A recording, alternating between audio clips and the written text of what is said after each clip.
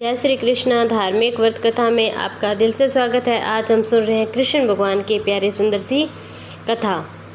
द्वापर युग में भोजवंशी राजा अग्रसेन का मथुरा में शासन था। वह बड़े ही दयालु थे। प्रजा भी उनका काफ़ी सम्मान करती थी, लेकिन उनका पुत्र कंस दुर्योधनी और हमेशा अपनी प्रजा को किसी न किसी प्रकार से कष्ट देता ही रहता था। जब उसके पिता को ये बात पता चली तो उसके पिता उग्रसेन ने उसे खूब समझाया, लेकिन कंस ने अपने पिता की बात मानने की बजाय उल्टा उन्हें ही गद्दी से उतार दिया। खुद ही मथुरा का राजा बन बैठा। अब कंस की एक बहन थी जिससे वह अपनी जान से ज़्यादा प्यार करता था। उनकी एक बात कहने से वह हर एक चीज़ को पूरा कर देता। ऐसे ही कंस ने अपनी बहन देवकी का विवाह वासुदेव नामक यदुवंशी सरदार के साथ धूमधाम से कर दिया। वे अपनी बहन को उनके ससुराल समय रथ खींचकर पहुंचाने वाला था। जब अपनी बहन देवकी को उसकी ससुराल पहुंचाने जा रहा था, तभी अचानक रास्ते में आकाशवाणी हुई, हे कंस, जिस देवकी को तुम बड़े प्रेम से ले जा रहा है, इसी के गर्भ से उत्पन्न 8वां बालक तेरा वध करेगा। अब ये सुनकर कंस घबरा गया और अपनी बहन के पति वासुदेव को मारने के लिए टूट पड़ा। तब देवकी ने कंस से विनयपूर्वक कहा, मेरे गर्भ से जो संतान होगी उसे मैं तुम्हारे सामने ला दूंगी। इन्हें मारने से क्या लाभ है। कंस ने देव की बात मान ली, लेकिन वासुदेव और देवकी को उसने कारागार में डाल दिया। अब वासुदेव देवकी एक एक करके 7 संतानें हुई। 7 को जन्म लेते ही कंस उसे मार देता। अब बारी थी 8वें बच्चे होने की।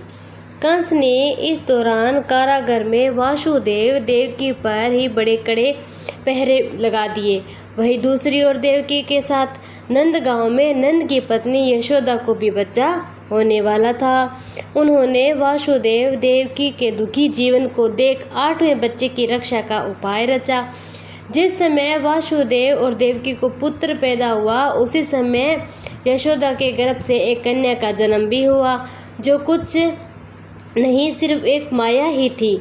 जिस कोठरी में देवकी वासुदेव कैद थे, उसमें अचानक से चतुर्भुज भगवान प्रकट हुए। उन्होंने भगवान के चरणों में गिर पड़े और भगवान ने देवकी और वासुदेव से कहा, अब मैं पुण्य नवजात शिशु का रूप धारण कर लेता हूँ। तुम मुझे इसी समय अपने मित्र नंद जी के घर वृंदावन में ले जाओ और उनके यहाँ जिस कन्या का जन्म हुआ है उसे लाकर कंस को दे दो। भगवान ने कहा, इस वातावरण अनुकूल नहीं, लेकिन फिर भी तुम चिंता न करो, जागते हुए पहरेदार सो जाएंगे। कारागृह के दरवाजे अपने आप खुल जाएंगे। यमुना तुमको पार जाने का मार्ग खुद ही दे देगी। भगवान के आदेश के अनुसार वासुदेव नवजात शिशु रूप श्री कृष्ण को सूप में रखकर कारागृह से निकल पड़े और यमुना को पार कर नंद जी के घर में पहुंच गए, जहां उन्होंने नवजात शिशु को यशोदा के साथ सुला दिया। उनकी कन्या को मथुरा लेकर आ गए और वासुदेव के आते ही कारागृह के फाटक पुनः बंद हो गए थे। अब कंस तक वासुदेव और देवकी के बच्चा होने की सूचना पहुंच गई। कंस ने बंदी गृह में जाकर देवकी के हाथ से नवजात कन्या को छीना। जैसे ही छीना, उसने उस बच्ची को पृथ्वी पर पटक देना चाहा।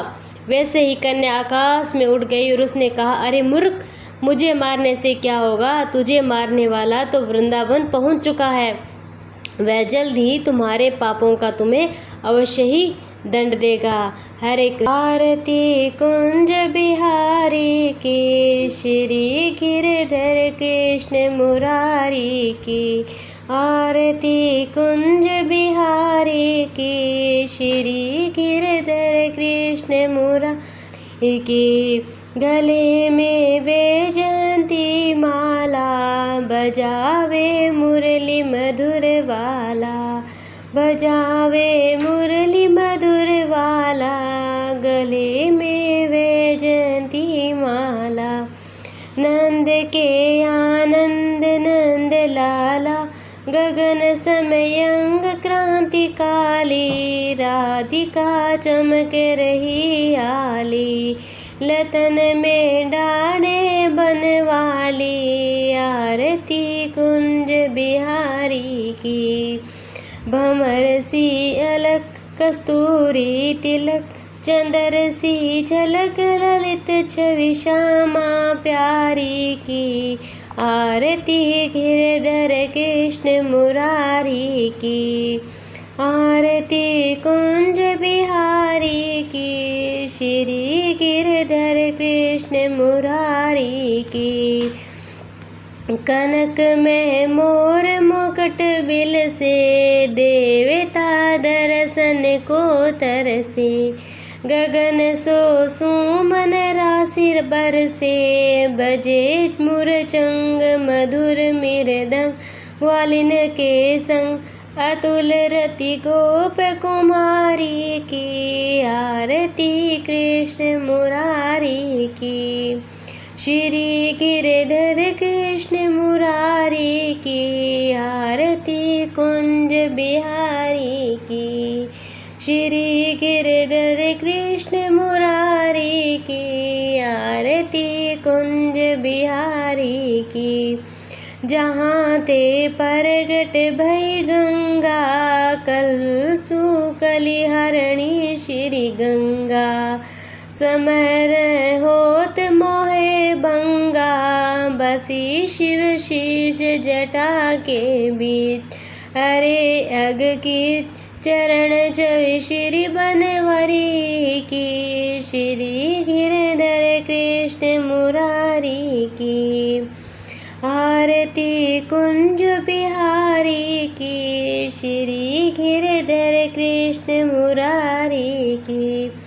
चमकती उज्ज्वल तट रेणु, बज रही वृंदावन बेनु, चहु दिसे गोपी ग्वाल धेनु, हंसत मृद मंद चांदनी चंद, कटप भय फंद सुर सुन टेर सुन दीन भिखारी की, श्री गिरधर कृष्ण मुरारी की, आरती कुंज बिहारी की, आरती कुंज बिहारी की, श्री गिरधर कृष्ण मुरारी की, आरती कुंज बिहारी की।